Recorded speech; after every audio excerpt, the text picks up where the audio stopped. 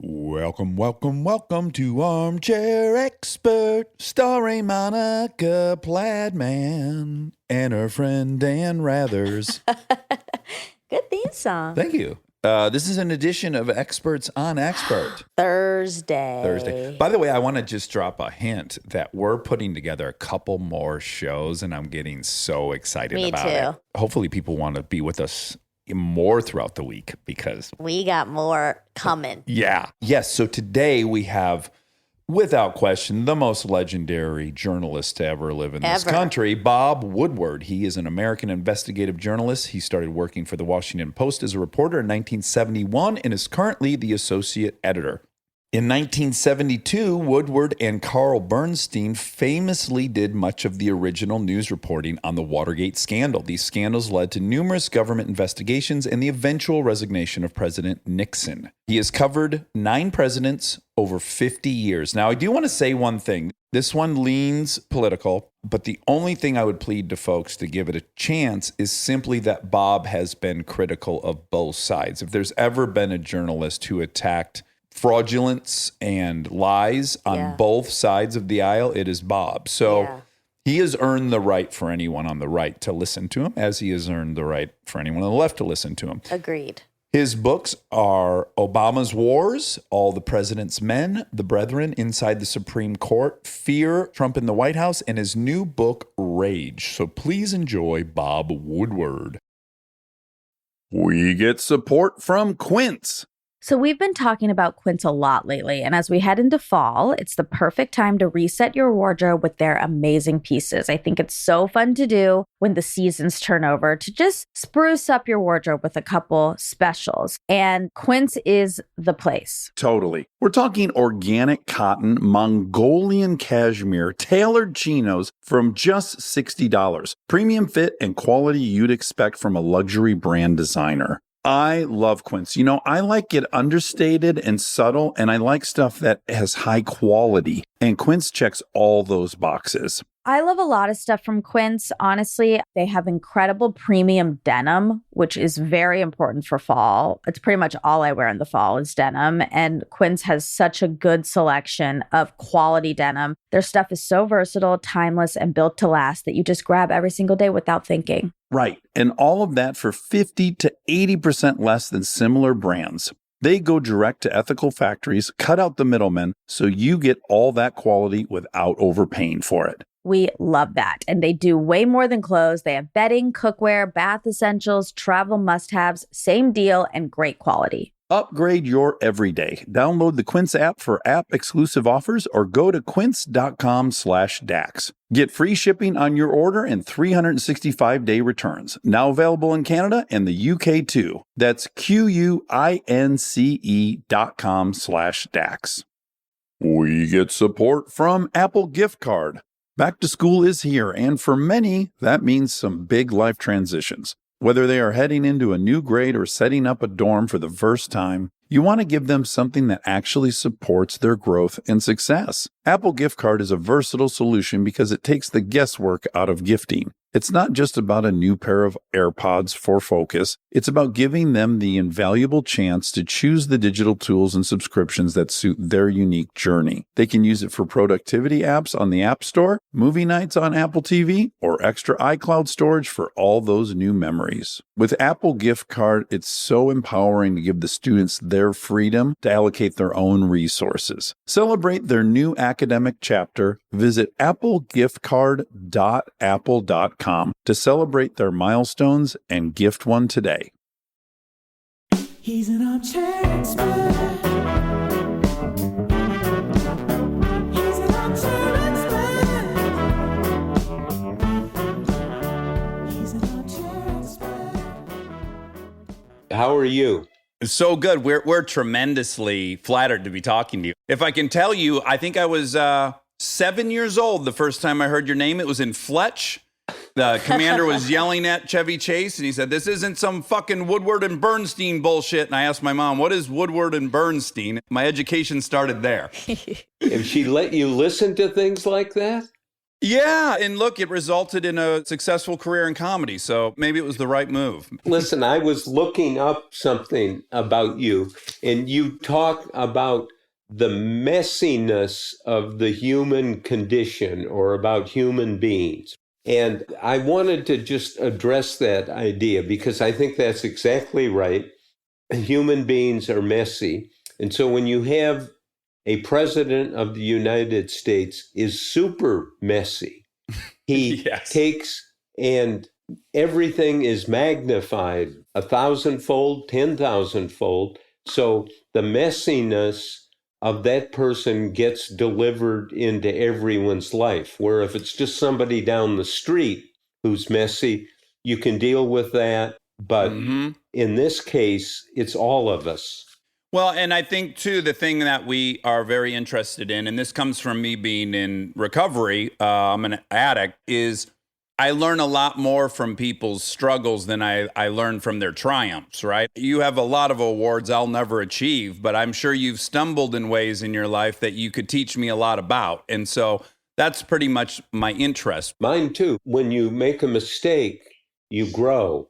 When something works out, you become self-satisfied and smug and arrogant.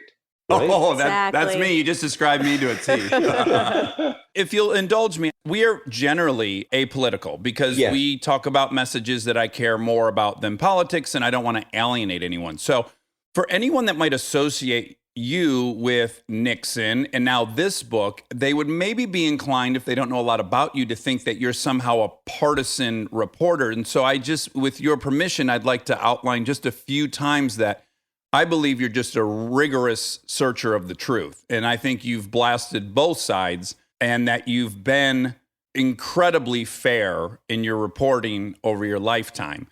Well, thank you. That's nice. I mean, that's the goal, but I've slipped up a number of times. But go ahead. Yeah, so I just wanted to say that obviously you and Carl Bernstein broke the Watergate scandal, and that resulted in the resignation of Richard Nixon. And then since then, you've written 19 books. I guess this is the 20th, and Right. 14 bestsellers. It's incredibly impressive. But in 1996, you broke the United States campaign finance controversy, which exposed China's donations to the Democratic National Committee. So again, there is a case where whatever your politics are, I don't know, but certainly it didn't prevent you from exposing a truth on my side of the aisle. And moreover, and this one may embarrass you a little bit, you just said it, we all make mistakes, but you wrote 4 books in your career about Bush, and there was even a period where you did believe him that they had WMD evidence and even publicly stated it. And I don't say that to embarrass you. I say that to point out that you are not partisan in your reporting. Well, I try not to be. Take the question of George W. Bush, who invaded Iraq thinking there were weapons of mass destruction. This is 2003. Before the invasion, I wrote a front page story in the Washington Post quoting a CIA source saying, "We do not have smoking gun intelligence that there is WMD in Iraq." Now, I did not realize what I had written, because if you say there's not smoking gun intelligence, that means you don't have hard intelligence. That means you're not sure. And I should have realized what somebody was saying to me, and I failed miserably on that front. And if I would just have read and understood my own words where I was quoting somebody, I would have then converted the story, and it would have been uncertainty about WMD in Iraq before the invasion. And now, would it have made any difference? God knows. But it's a really wonderful thing to be in journalism, and you learn. And I haven't been fired yet because there is a realization. There's what's called good faith fuck up, and then there's a bad faith fuck up.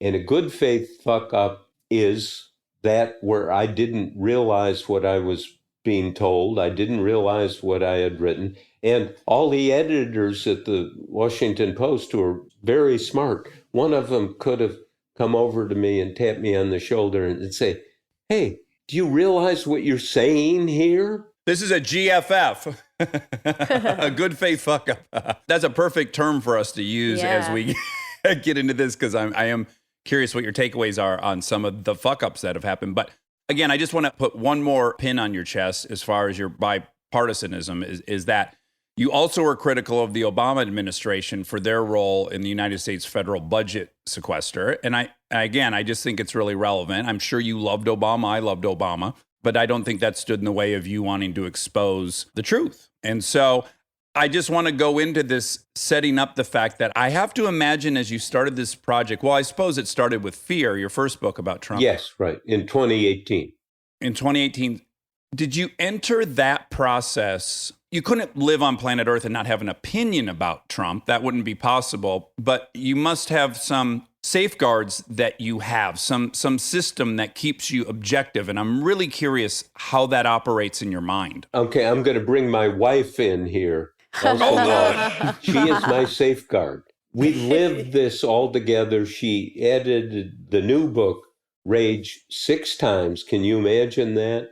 Wow. She listened to Trump calling me on a weekend or 10 o'clock at night because he would call spontaneously. I had to carry my little tape recorder around so I wouldn't miss an opportunity to record the call because I told Trump that's what I was going to do. This was all on the record. And so the first time she picked up the phone and a voice said, is Bob there? And Elsa said, yes, who's calling? Said, Donald Trump. And she said, oh, Mr. President, I'll get him. And so we had these conversations and she would listen frequently. And if you've gone through the book, one of the times in early April, I'd done some reporting and realized that experts were telling me that it was important for Trump to launch a full-scale mobilization of the country on the virus. There were 14 areas, including testing, international cooperation, vaccines, and so forth. And I went through it with him, and Elsa's listening. And she said to me at the end, she said, you're shouting at him, and it sounds like you're telling him what to do. Elsa said, you're not supposed to tell him what to do, which is true. Uh-huh.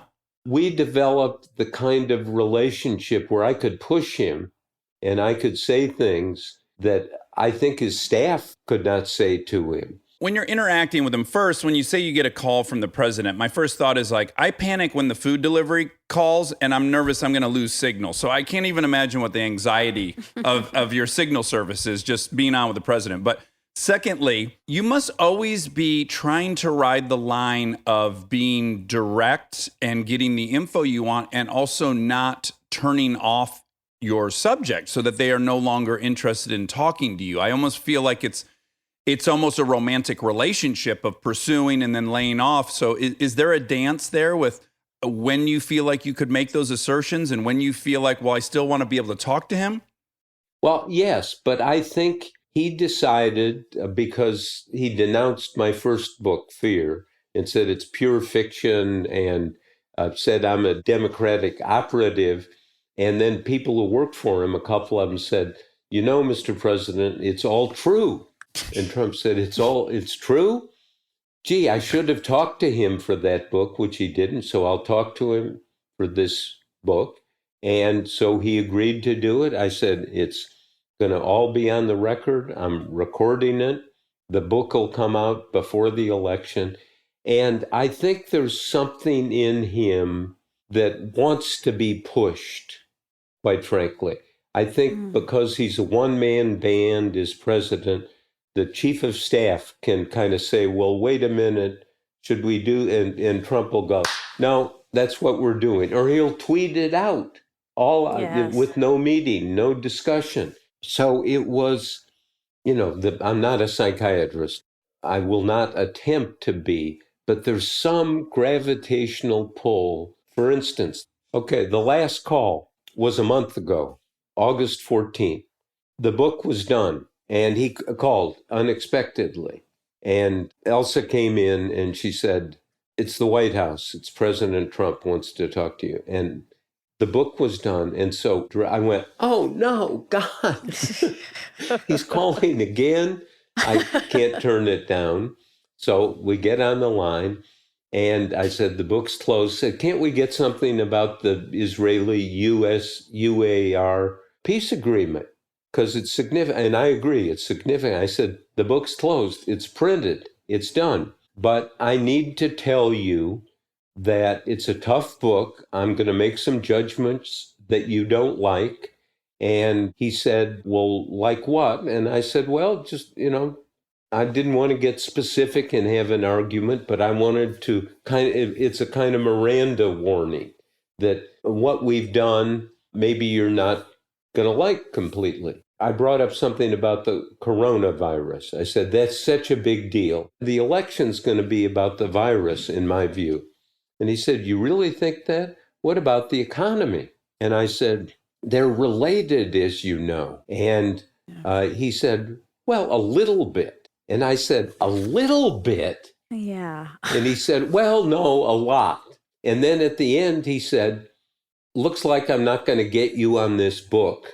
I'll get you on the next one. I heard it on 60 Minutes. It was a great segment on you. And yes, this very jovial attempt to say, like, there might still be light at the end of this tunnel is a very, I feel, revealing aspect of his personality. But yeah, so please continue. Yeah. So we hung up. I said, it's going to be tough. And so long. And then an hour and a half later, he tweeted out, the Bob Woodward book is going to be fake. Yeah. So at least he heard me. He didn't tune out. He tuned in.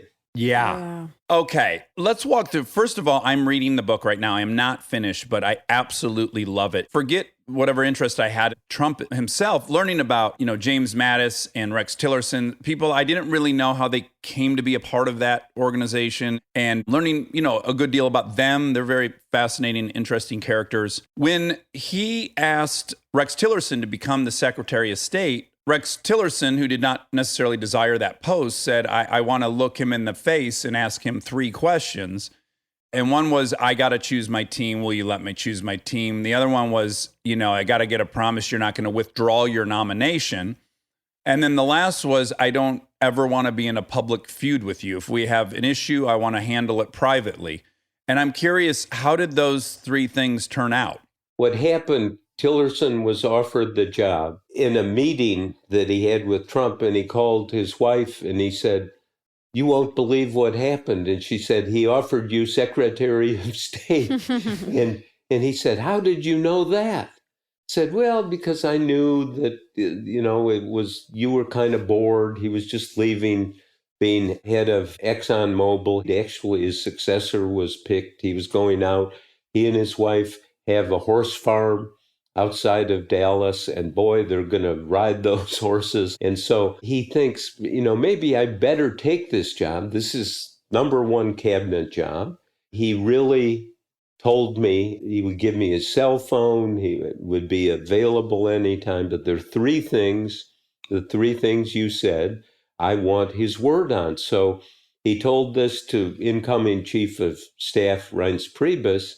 And Priebus said, well, what are they? And Tillerson said, no, I want to talk to the president-elect directly. So he went up to Trump Tower and laid them out to Trump and said, no problem at all. Now, he really did let him pick his team in a way, but, it was never complete.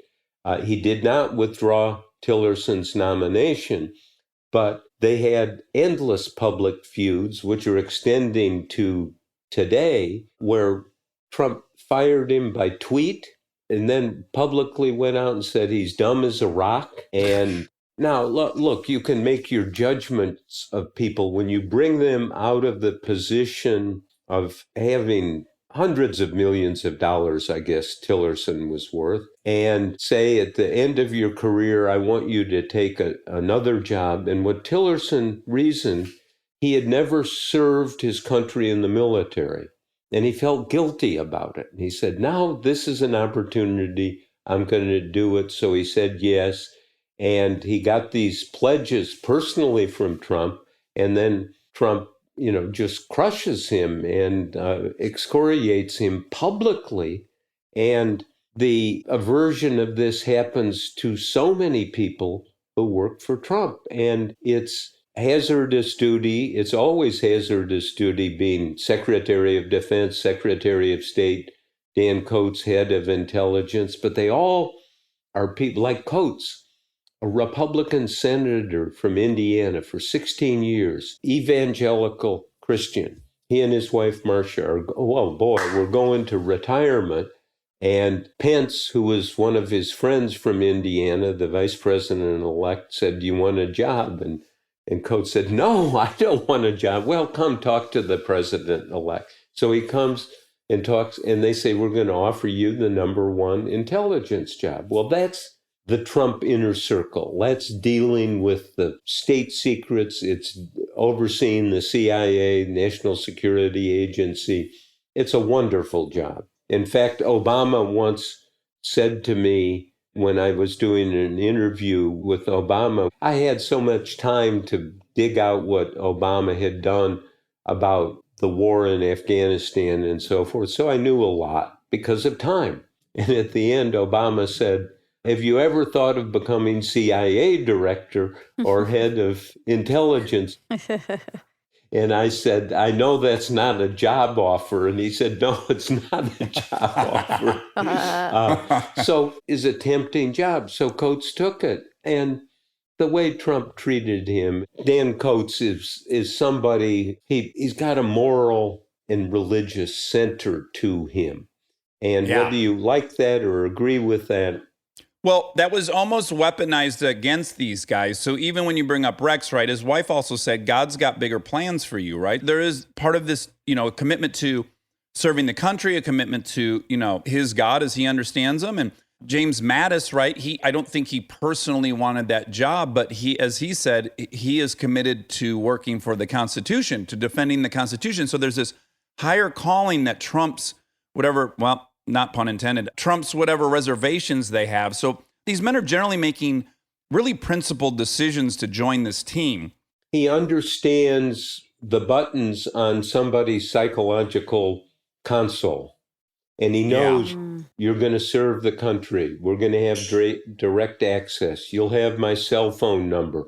We're never going to have a public dispute. We're going to do this right. And people are coming in and saying, wow, this is an opportunity of a lifetime. And what they quickly discover is there's no plan. There's no organization. Trump is this one-man band who will sit and decide. I mean, it's almost like part of his mind is a roulette wheel. You don't know what number is going to come up. He's going to say, oh, I'll take the green one, or I'll take 00. And it drives people who are rational crazy. And I quote Mattis, the Secretary of Defense, saying, what's interesting about this is that the people who believe in Trump don't believe what he says, but they still believe in him. Oh, I was just going to say, yes, I do think people underestimate the importance, value, and reality of an emotional truth. So there is an objective, factual layer that we're incorporating into living, but then we're also very emotional human beings, and we want to discount that, and I think it's an error to do so. So something emotionally feels true, and I'm not one to try to argue that point with anyone. If I may say, you use this phrase, emotional truth. It's a household word around here. My wife, Elsa, she used to work for the Post. She was a staff writer for the New Yorker for years. And she wrote a book called Divided Lives about 3 women who are pulled to family job, and you are divided and split. And Elsa talks about you not only have to get the facts of somebody's life, you have to get the emotional truth. This is the term she uses. I teach a journalism seminar each second semester. I didn't this year because I had to do the book.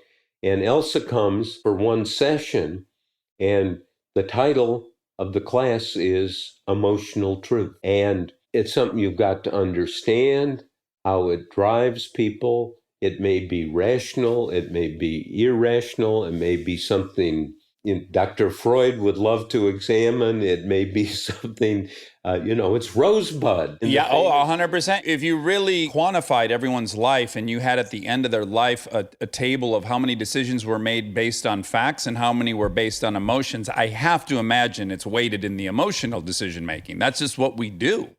Of course. And we've got to face it. And this is why your idea of it's messy being human.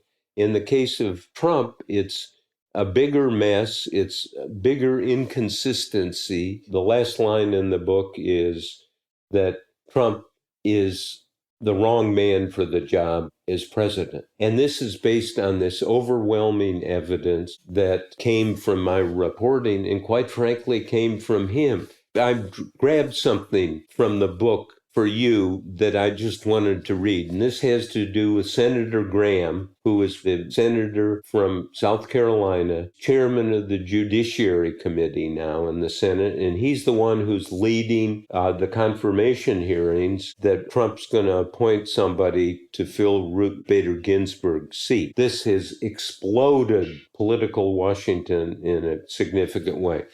Graham is often people say, oh, he's a toady, he's Trump's best friend.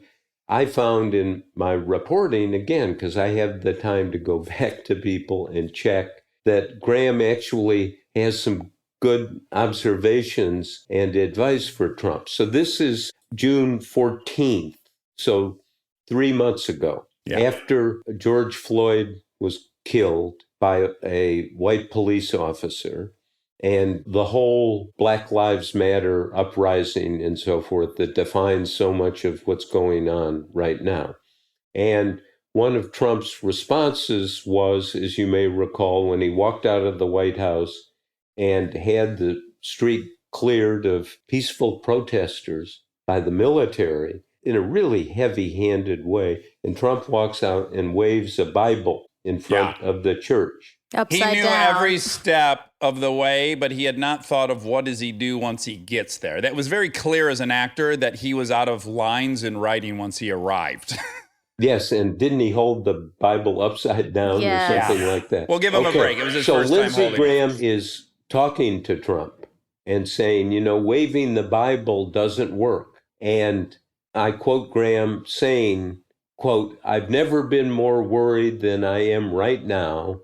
Trump could have chosen 3 ways to respond to the racial unrest unleashed by George Floyd's killing. Could have chosen George Wallace, the segregationist governor in Alabama, or he could have chosen the Bobby Kennedy route of dealing with racial unrest, or he could have chosen the Richard Nixon.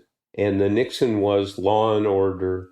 Bobby Kennedy was, we need to have racial healing in this country. And George Wallace was more segregation. And so right now, Lindsey Graham says that you have chosen the George Wallace way.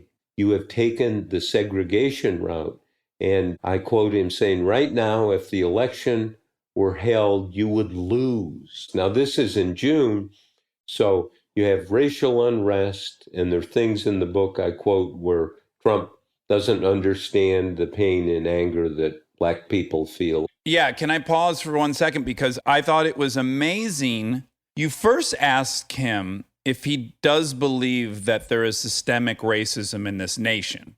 And he says, yes, well, it's everywhere, and it's probably not as bad here as other places, but yes, there is. So first, I've never heard him say that publicly. But he has the capacity to say it to you. So I'm shocked when I hear him say that to you.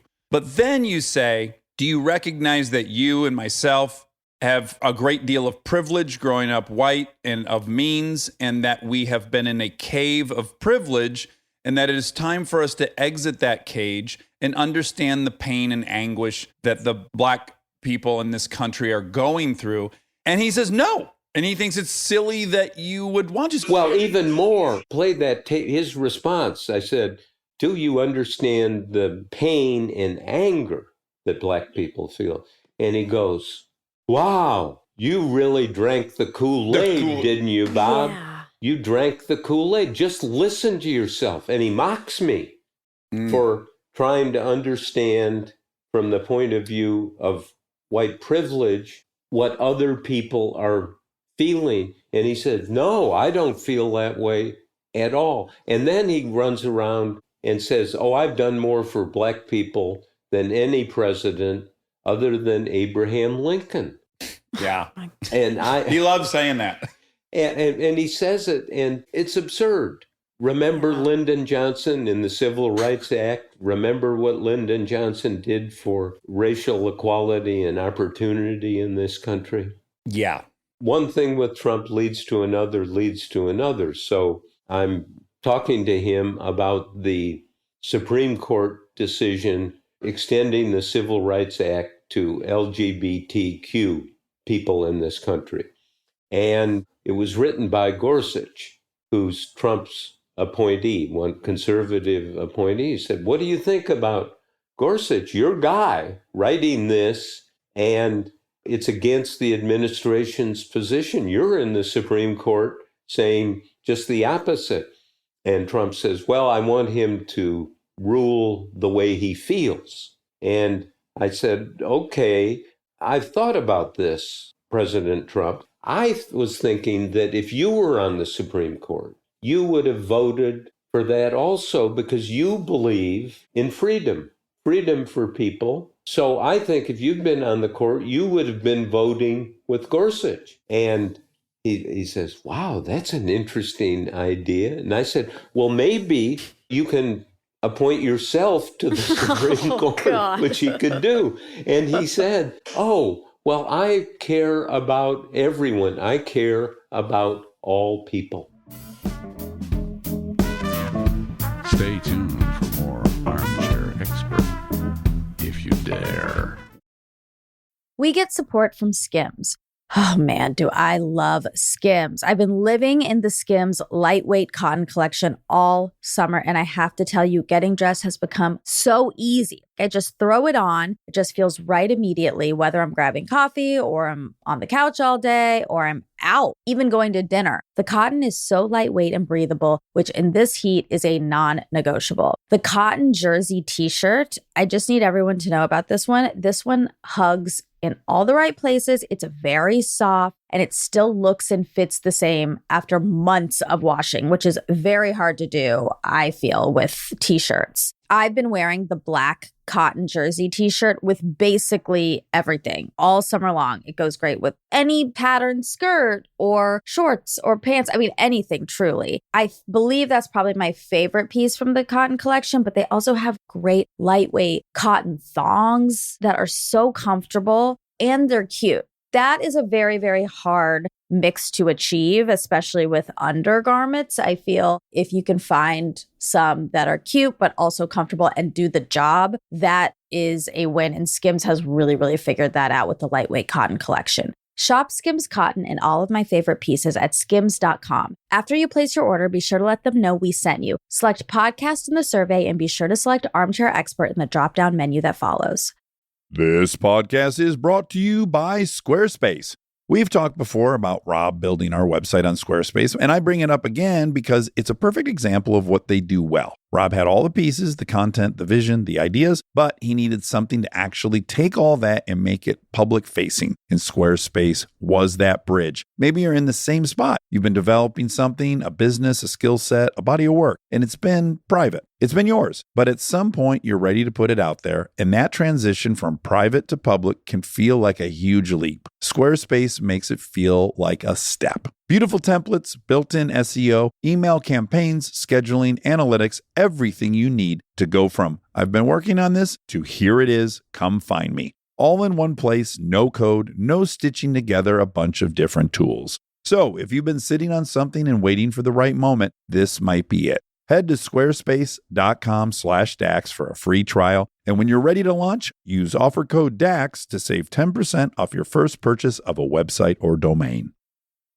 This episode is brought to you by SoFi, the all-in-one finance app where you can bank, borrow, and invest all in one place. Let's talk bank accounts for a second. The average bank savings rate is 0.39% in interest. You're earning pennies on your savings, but it does not have to be that way.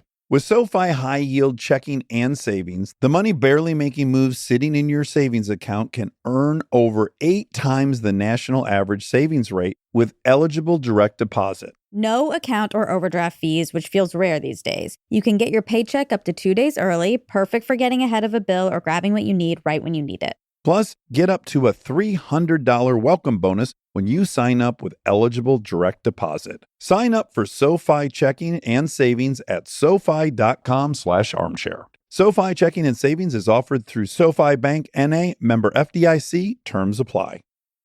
This episode is brought to you by ServiceNow. Look, I have my dream job. I get to talk to folks I admire like crazy and ask them virtually any question that I want to. I can't imagine a better way to spend my time. But even dream jobs have some not so dreamy parts, the stuff that gets in the way of the actual work. Now, that's where ServiceNow's AI specialists come in. They don't just tell you what you should do about your busy work. They actually do it, start to finish. Cases closed, requests handled, no extra work for you. So you and your team can focus on what matters most, which for me is, are they obsessed with male bodies on the same level as I am? They never are. To learn how to put AI to work for people, visit servicenow.com.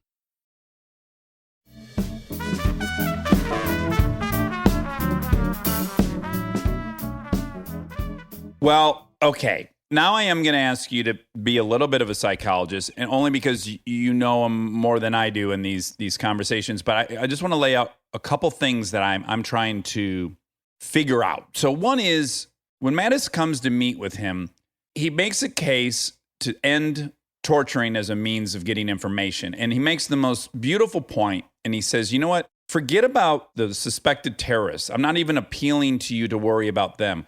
The damage it does to us to torture people is unacceptable. It makes us worse. In the FBI or the Marine Corps or something, like, you then are inflicting pain, and inflicting pain, that does something to your mind. It perverts it, and we should not do it for that reason.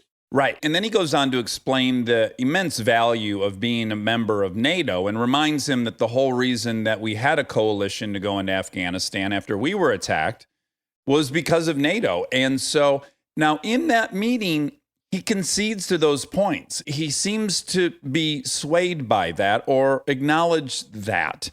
And then again, it happens with Rex Tillerson when Tillerson explains what's going on with Russia and what's going on with China. It seems as if Trump is like, okay, great. Thanks for explaining that to me. I'm taking it. So my question for you, and this goes to the, yes, there's systemic racism, but no, I don't need to be empathetic. My question is he lying in the moment that he doesn't actually agree with those points and he's just paying lip service to those people? Or is he someone that just oscillates regularly between, in that moment, yes, he agreed, and then on another day he doesn't? That's what I really want to know about him. Okay, there's lots of oscillation. That's a nice word. It means you don't have a moral center, or you don't have an institutional or a pragmatic center. So what happens, and all of this gets scene after scene in the book, where Trump is meeting with his national security team about NATO or South Korea, where we have 32,000 troops. And he says to the general, he said, we're suckers. We're paying for 32,000 troops of our troops in South Korea to protect them from North Korea. They should pay the bill. This is wasted money. And they say, no, Mr. President, this is the best money we spend. It's an insurance policy. It's cheap. He thinks it's $10 billion in South Korea. It's actually $1 billion. And we get lots of side benefits. I quote Pompeo, the now Secretary of State, saying that the troops we have in South Korea are very important because it protects North Korea from China. China would like to control North Korea, and our troops there are actually some hindrance and blockage. So time and time again, this comes up about NATO, South Korea, and part of it, I don't say this in the book, but I will say it here because I've been able to think about the book and talk to people. Trump thinks he's the chief financial officer of the country. And he said, we're suckers. We need to get more money. I just got another $1 billion from South Korea. I'm getting the NATO countries to spend more on their defense, which they are. It's true. But it's not about dollars and cents. It's about you have, I think it's Article 5 in the NATO agreement, attack on one country is an attack on all. It's a joint defense. It is one of the most successful treaties in the history of the world. And it has worked. There is a kind of confidence. After the Soviet Union collapsed and Russia's been threatening on some things, and Putin, in comes NATO and says, we aren't going to let you do this. We're going to send troops there, or we are going to speak with collective resolve. And Trump does not comprehend what the interest of the United States is, not to get $500 million more. And he's obsessed with this. In the conversations I had, some of them are in the book, but hey, Bob, didn't I tell you, I'm going to get $1 billion more from South Korea? And can I add that I actually respect that he's very fiscally minded. And I do respect that the right is very fiscally minded. But what I don't respect is the ignoring that the Afghanistan war is in the trillions, and that the reason we have these expenditures is to prevent us from spending trillions down the line. That could it be that he doesn't understand the ounce of prevention's worth a pound to cure model? I'm fine with him being fiscally motivated. I'm a little concerned that he doesn't see the enormous fiscal win of preventing a large-scale war. Not only a fiscal win, but a strategic national security win, because the argument in Afghanistan is what happened when we pulled out a long time ago. The Taliban took over and they gave home and sustenance to Al-Qaeda, and Osama bin Laden launched an attack on the United States from Afghanistan. And so what the military people, intelligence people, diplomats say to the president, said, this is an insurance policy. We have 10,000 troops there. Benefit with, we all spend money on insurance, right? And if at the end of 10 years you say, why did I have that insurance? That was wasted money.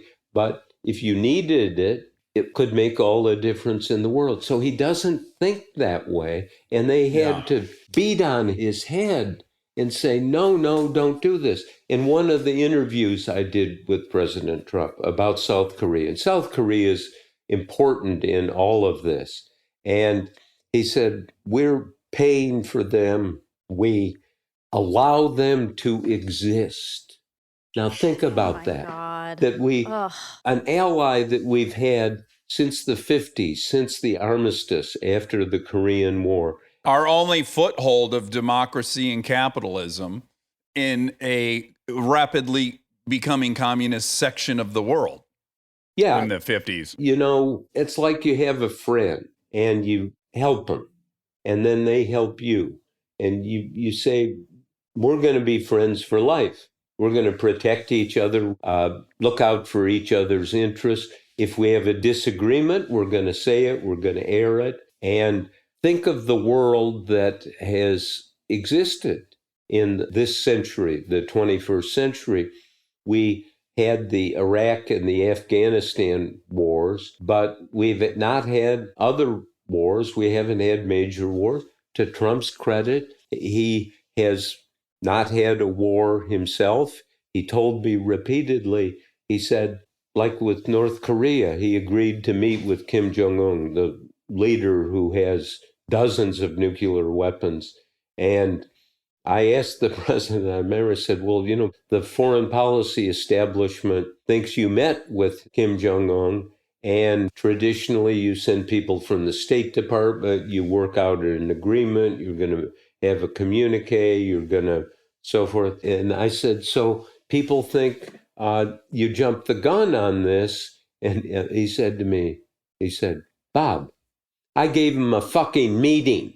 That's what I gave Kim Jong-un, a fucking meeting. And it took me 2 days. And I established this relationship. I wasn't critical of that. I just want to say, in the same way that I wasn't critical of Obama saying, I'll talk to Ahmadinejad from Iran. Like the right wanted to say, you can't talk to Iran. I thought, no, everyone should be talking. So I actually wasn't critical of him. I agree, but the relationship with Kim Jong-un is not good now. It's deteriorated. But in his eloquent way said, no fucking war.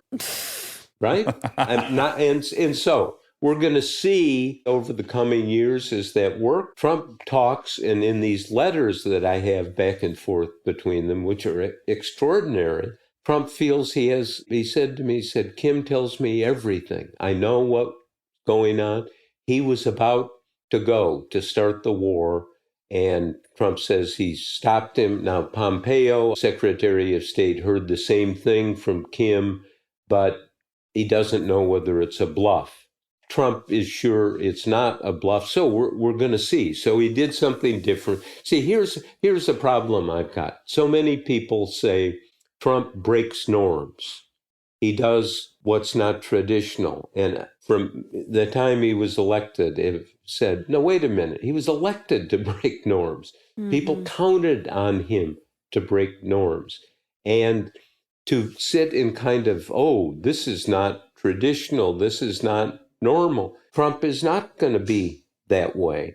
The question is, all of these things get measured by outcomes, don't they? I remember one of George Bush's close advisors saying to me, said, everything depends on outcomes, and it does in the end. And so we're going to see what happens to some of these things.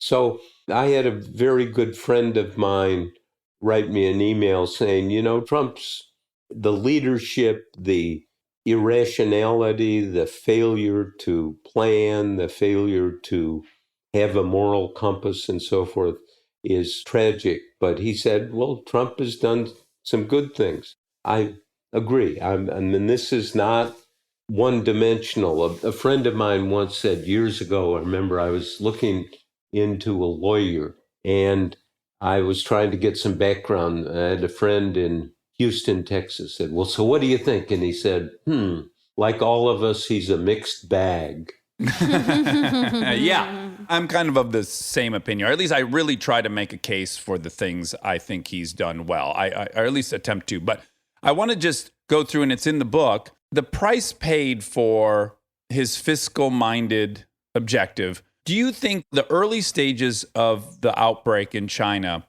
would have gone differently had we not been in such a contentious situation over all the trade deals?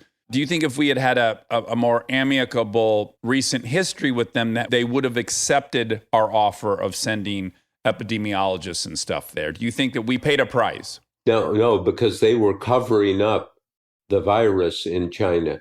Remember at one point, I think this was in January, China locked down 768 million people in Wuhan and all through China. Now that's twice the population of the United States. And when China locks things down, that means if you live in an apartment, they lock you in.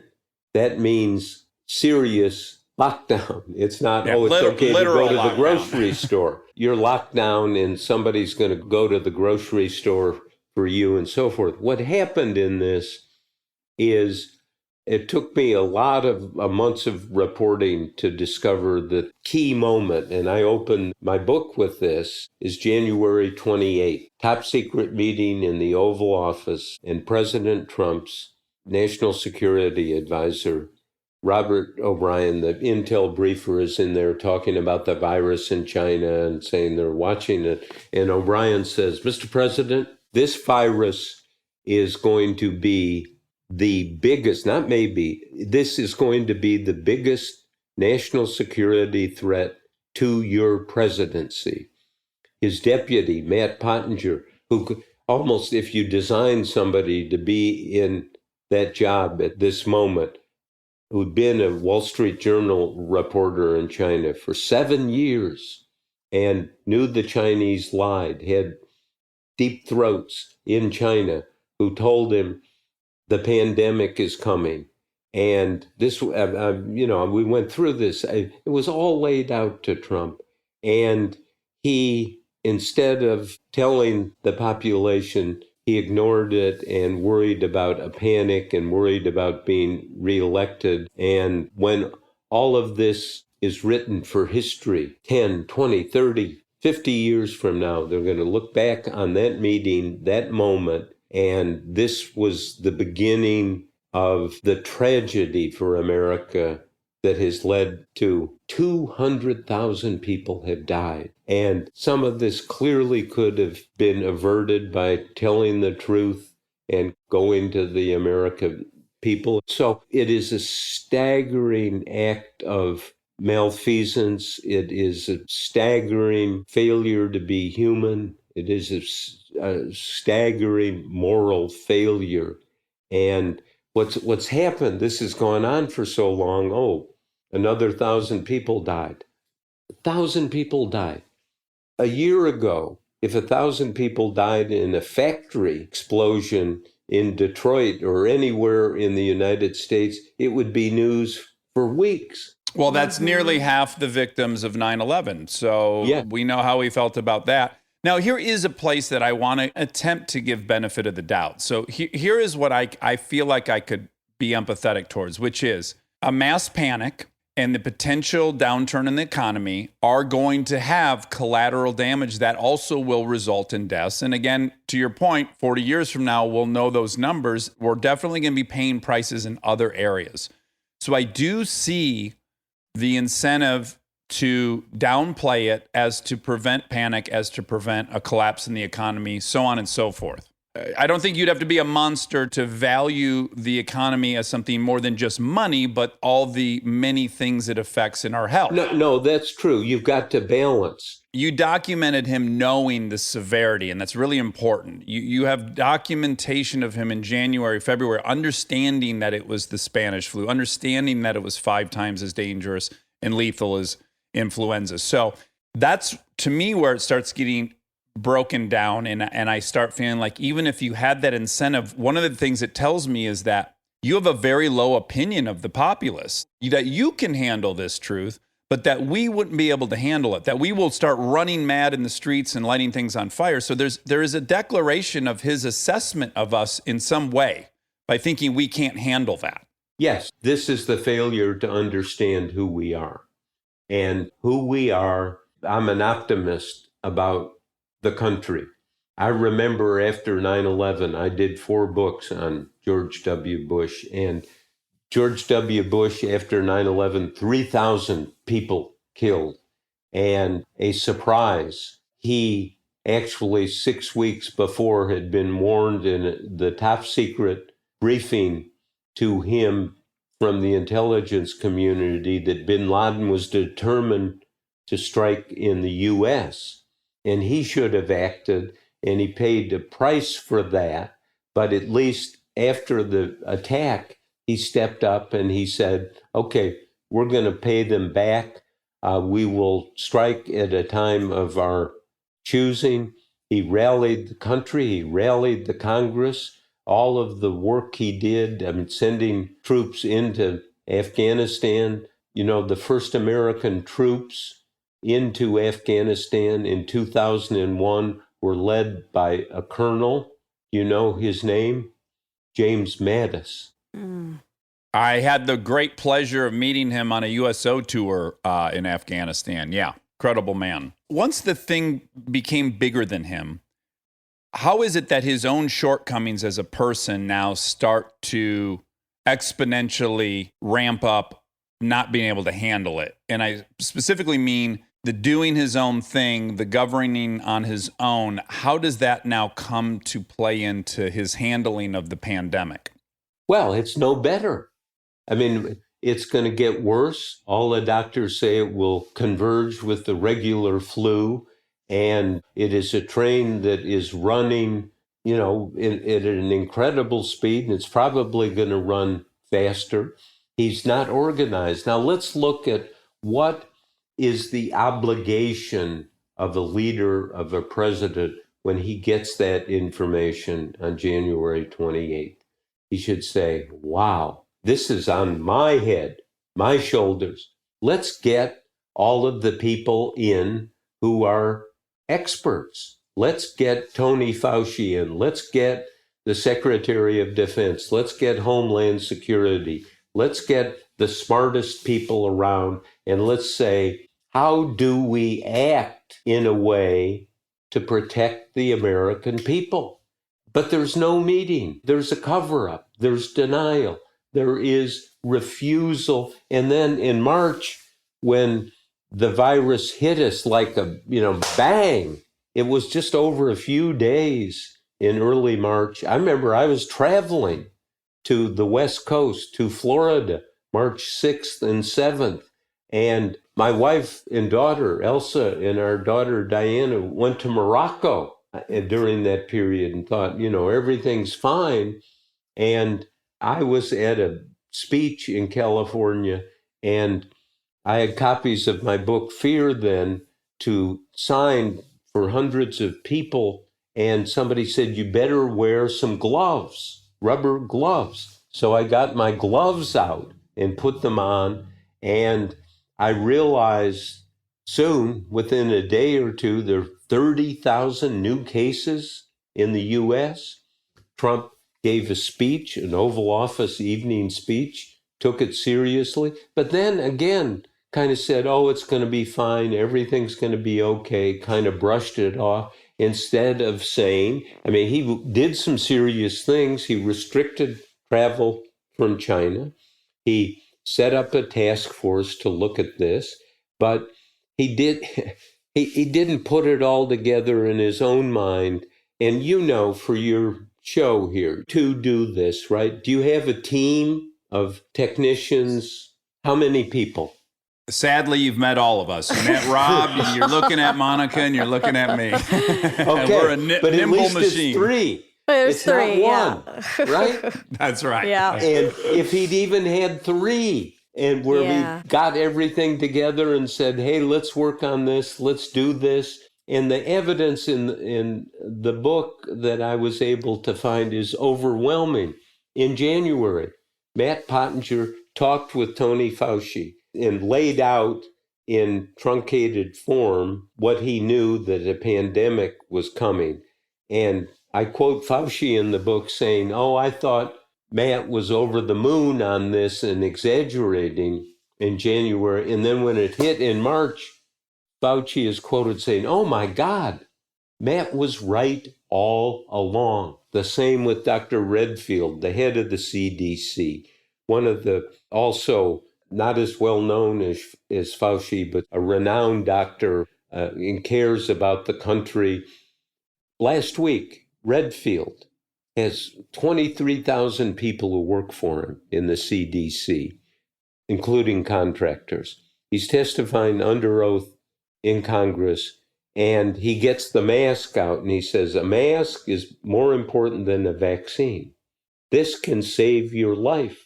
Later in the day, Trump's having his press conference. This is last week. And he says, oh, I heard what Dr. Redfield said, and I called him up. He said he's confused and doesn't know what he's talking about, and just crushed him. And it's untrue. Redfield knows what he's talking about. And, again, this is kind of not a big headline, but it should. The president coming out and saying, they have all this work they've done on auto safety. I think seatbelts are optional. Come on. Or I'll only wear it when I'm drunk. He would be forced to resign if he said that.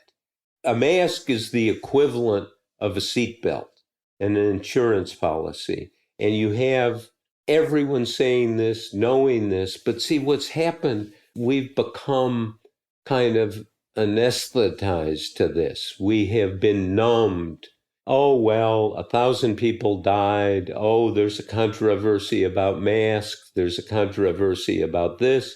And then along comes the Supreme Court opportunity, which Trump, I have things in the book, and we put out the tapes of this about the Supreme Court working with Mitch McConnell, the Senate Republican leader, and Trump.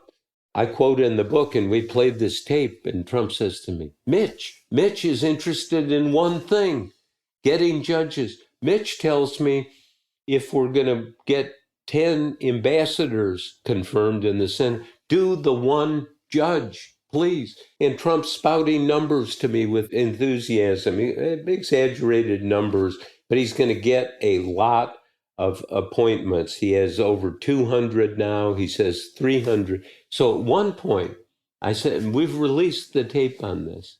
And I said, so Mr. President, I think you've got so many judges, they're going to put a statue of you outside the Supreme Court. And I'm laughing. And Trump says, what a good idea. Oh, what a great idea. We'll do it tomorrow. Oh, but I won't tell people that it's coming from me. Oh, my goodness. Okay, so I want you to try to, again, I'm going to ask you to play psychiatrist a little bit. Would you chalk all of this up to incompetence? Is that what it is? Is it just too much for him to handle? Or is there a more nefarious objective? Or it may be just a more self-serving, narcissistic objective? How do you explain it? All roads lead to re-election. See, Trump knows that in our political culture, successful presidents are reelected, right? Yeah. Clinton was reelected, Bush was reelected, Obama was reelected, and you can criticize all of them. Somebody like George Herbert Walker Bush was not reelected. Jimmy Carter was not reelected. And they're that's the dust heap. Especially for him, that's the losers. He's the loser. Yeah. And so he wants to win in such a way that he's committed everything to it, and he has lost sight of his I've done 9 presidents. Ken Burns told me some time ago, he said, you realize you've written about, for the Washington Post in books, on 9 presidents. That's 20% of the presidents we've had. Wow. That is wild. And I said, yeah, I am that old. And thanks for pointing it out. When you cover a baseball team for 50 years, which I've almost done with the presidency, you see certain characteristics, you learn about how the manager makes a difference, how the pitcher makes a difference. Stay tuned for more Armchair Expert, if you dare. This episode is brought to you by the new Max original comedy series, Stewart Fails to Save the Universe. From the world and creators of The Big Bang Theory comes a new comedy series. Stuart Bloom, comic book store owner and lovable underdog, accidentally breaks a device built by Sheldon and Leonard and kicks off a full-blown multiverse Armageddon. Now, he's on a mission to put reality back together alongside his girlfriend Denise, a geologist named Bert, and physicist Barry Kripke. Along the way, they're running into alternate universe versions of characters you already know and love. Check out the new Max original comedy series, Stewart Fails to Save the Universe, now streaming exclusively on HBO Max with new episodes Thursday at 9 p.m. Eastern. Subscription required. Triple shot half-calf oat milk 2 pumps extra foam. Your coffee order might be getting a little complicated. Your toothpaste doesn't have to be. Arm & Hammer Baking Soda toothpaste keeps it simple with a powerful ingredient that works hard for you. Baking soda. That's why it's the #1 dentist-recommended baking soda toothpaste. As you brush, the baking soda particles dissolve to help break down plaque and stains for a whiter smile. So your teeth can feel clean, look bright, and make brushing a no-brainer. Try Arm & Hammer toothpaste. Simple, powerful, clean. Living your best life means being extra where it counts and skipping the extra where you don't need it. Like in your cleaning products. That's where 7th Generation comes in. Their bio-based cleaning power delivers a powerful clean with nothing extra in the bottle. Need a dish soap that cuts through the tough grease? A detergent that tackles the worst stains and odors? Seventh Generation handles it all without any dyes or artificial fragrances. Real clean doesn't have to come with a long list of add-ons. Upgrade to a powerful clean without anything extra. Look for Seventh Generation dish soap and laundry detergent wherever you shop for your cleaning products.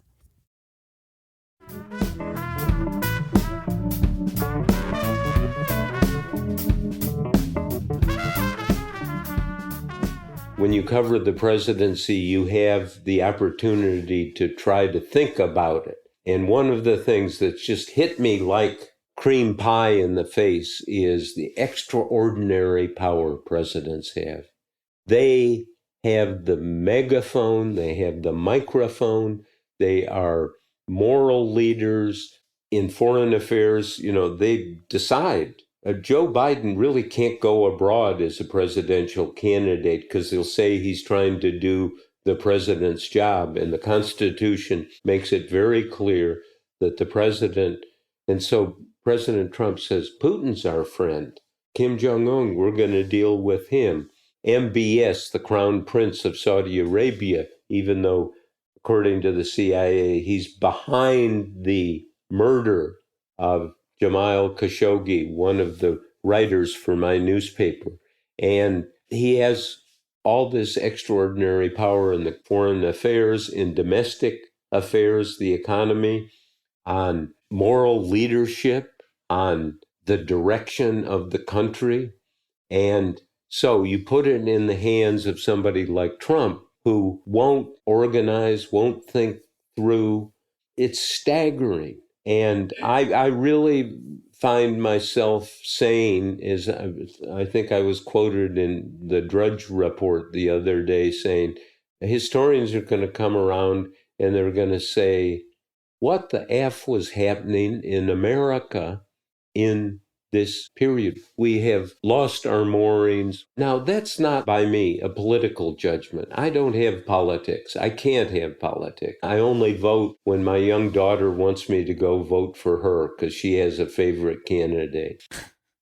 I'm just not going to, I don't think that way. As I'm sitting here talking to you and I'm thinking about the reluctance and the not wearing the mask, I do wonder if you think there's an underpinning of ageism. And before you answer, I just want to say, as I'm sitting here talking to you, I'm reminded that there would be few people more than you that defended our democracy, that kept it healthy by exposing Nixon. And then I think you're currently doing it. But I have to imagine part of the lackluster response to COVID is that it is disproportionately affecting older people. And we're just not valuing older people the way we would if it had killed 200,000 children. And I just wonder if you have thoughts on that. And I'm looking at you and you're still defending our democracy. And it's occurring to me that this is unfair, that maybe part of it is a sense of disposability of older people. In one of my conversations with Trump, he said, it hits older people. If you get it, your life is over, he said. And I thought, boy, I'm going to, go wash my hands and I'm going to wear my mask.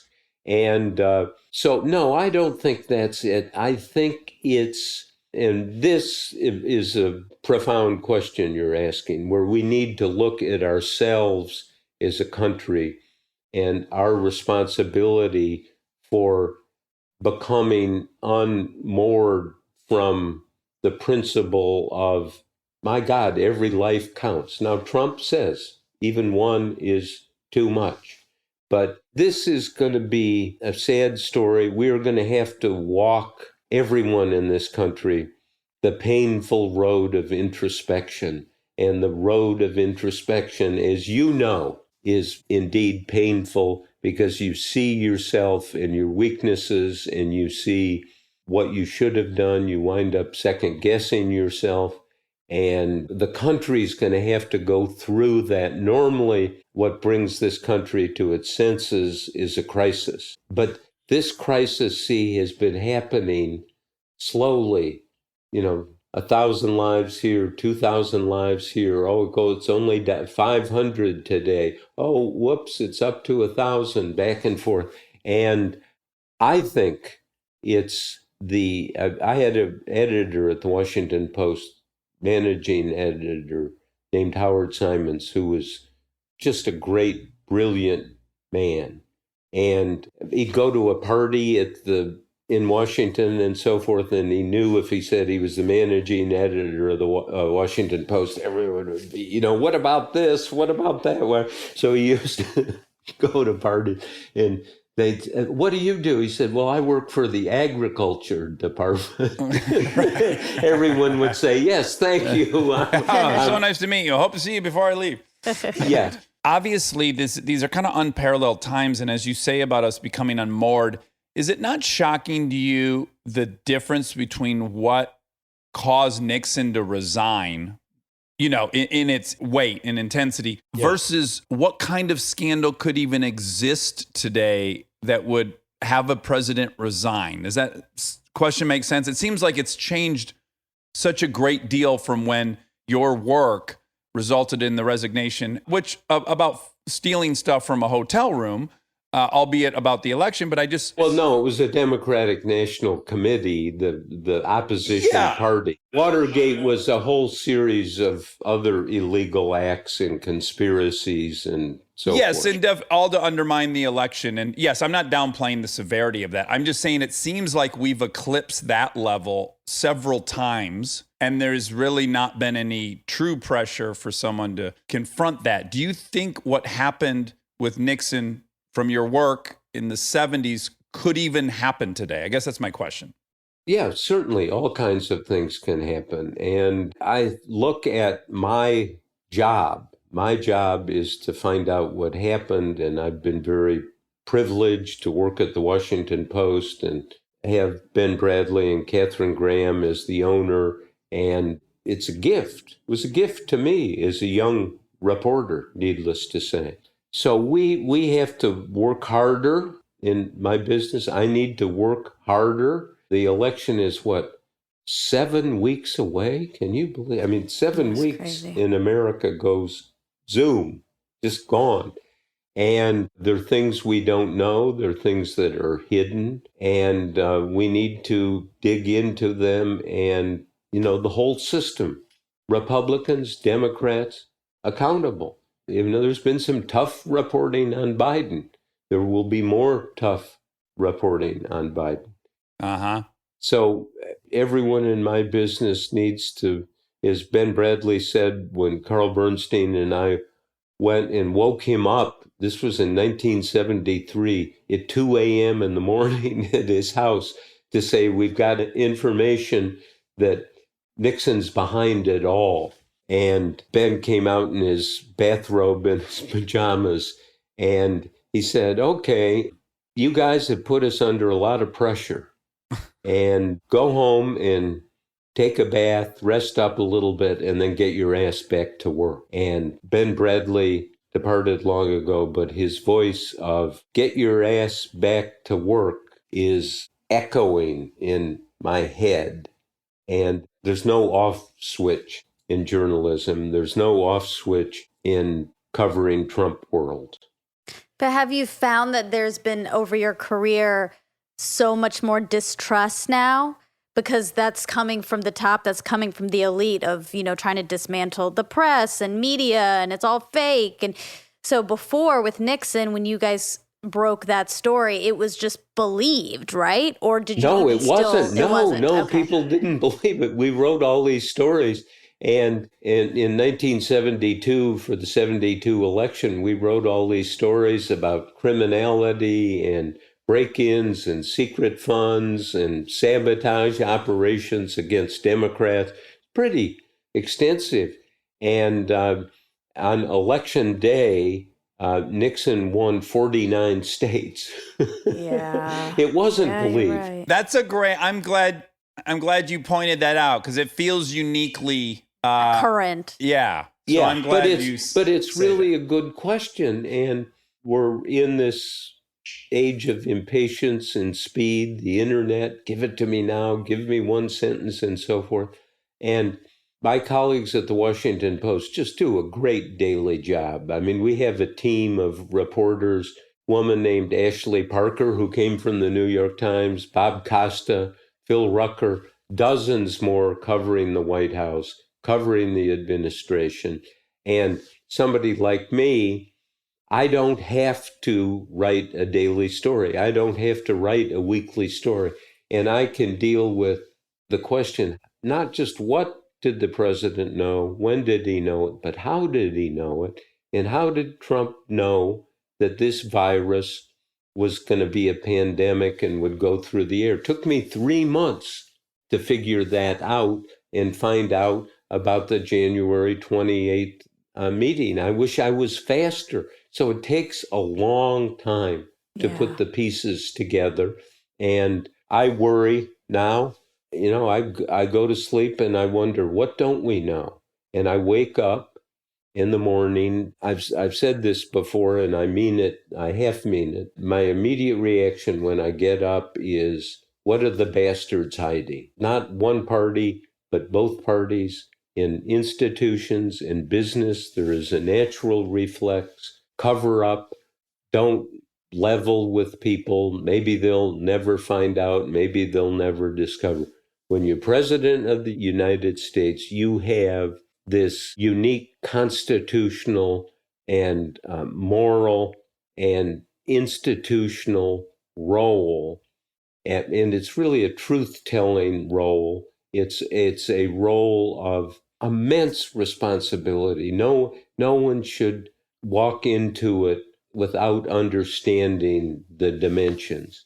And we are now in a situation where I think we need to really wake up about the peril that's coming with this pandemic right now. If it was over in history, you could kind of say, oh, okay, it's over.